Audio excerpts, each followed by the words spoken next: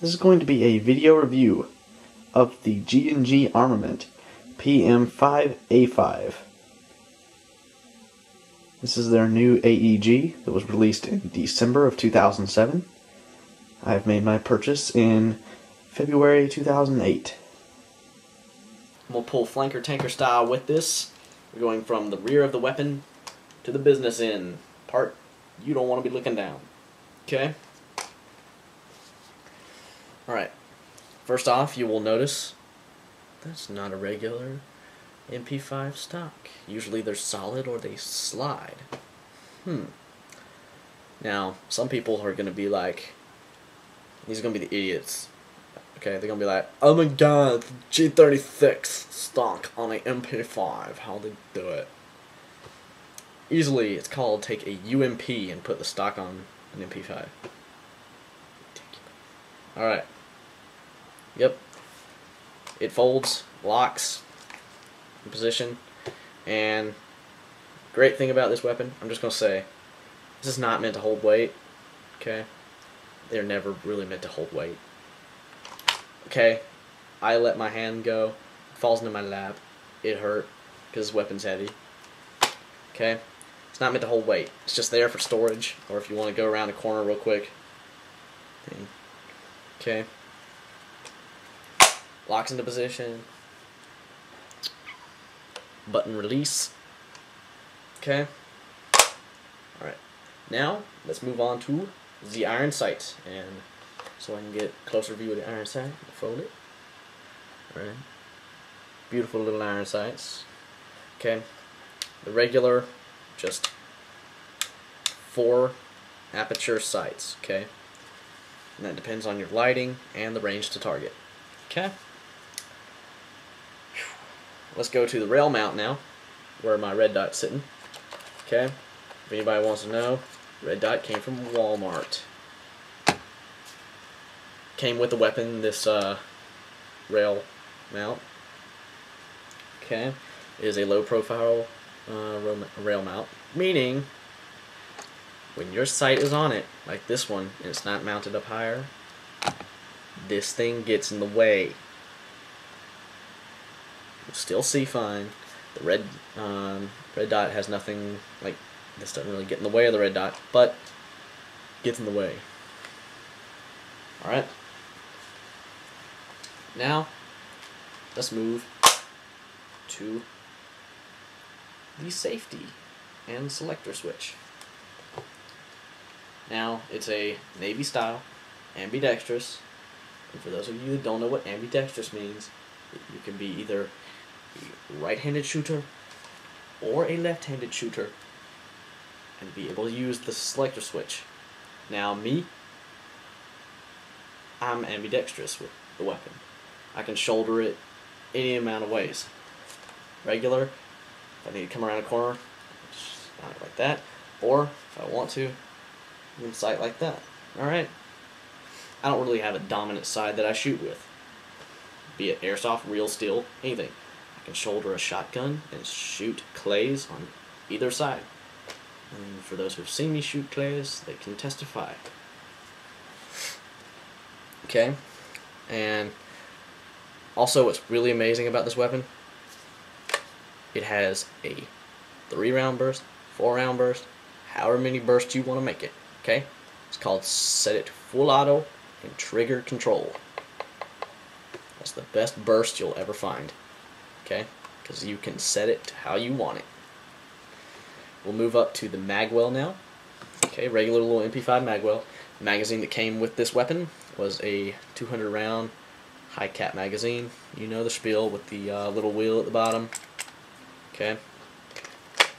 Fits in very nicely. A little bit of wobble. Who really cares? Because it feeds wonderfully. Now the magazine I mainly use, or that I've really tested on this weapon, is the little K magazine. Okay. And for those of you who do not know the relation, that's the relationship. Very tiny. Meaning I've put very little rounds through this weapon. If anybody can make that little connection there. But this is the internet. It's full of stupid people. Okay, now we're moving up to the hop up. Where's the hop up? That little black switch right there. Now, this one is a pullback. Get your finger in there, there's a little groove there. I don't know if... There, you can get it where that light's reflecting. There's so much eyesight can do. Pull it back. That's full hop up. And there's no hop up. And I just destroyed my zeroing of this weapon.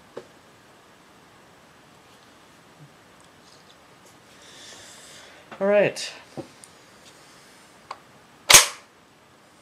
People are going to frown upon that, and I will say, you. Alright.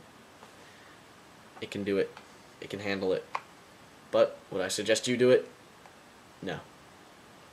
I'm doing it because I'm stupid, and I can replace it if I want to. Anyway. There's not much damage done to it. I'm looking at it right now. Oh wow, this looks... It can handle it. Well, let's move up to the RAS rails, battery compartment. My favorite part of this weapon. I'm saying sarcastically. I love the RAS. Okay, RAS feature, wonderful for little customization doodads you want to do, like my forward grip right here, my vertical forward grip, for me to have a better grip on my weapon. Well, the thing I really don't like about this weapon, but still bought it, still love it. Would I buy it again? Yes. The battery. Let me go into my story of the battery. It's a short one, don't worry. Don't turn off the video, it's short. I bought a small type battery with this weapon. Small type, it's 8 cell. Would not fit. There's no way in hell it would fit. If anybody made it fit, like has this weapon, made it fit, send me a video. I must see how you did it.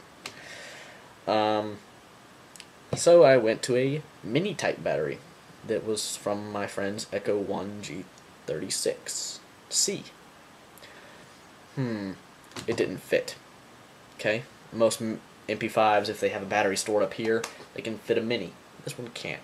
So, for all of you who are smart and know batteries as far as airsoft goes, you've already figured out what type of battery I have in here.